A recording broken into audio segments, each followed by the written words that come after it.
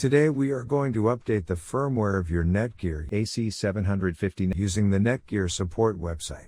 First, all you need to do is turn your Netgear Range Extender switch on. Go to your laptop or PC and visit mywifix.net. Now log in using the username and password. In case if you forget your username or password, then please get in touch with our support team. They will help you out to solve the issue.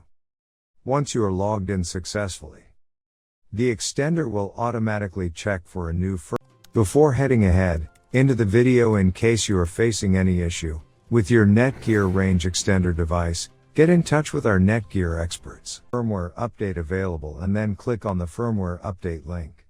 Click yes to download and install the new firmware.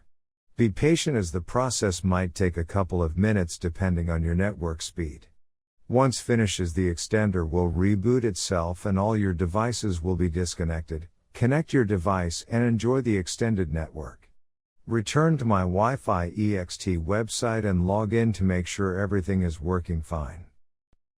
Thanks for watching our video, and do not forget to like, share, and comment on the video, so that you never miss any video from our channel.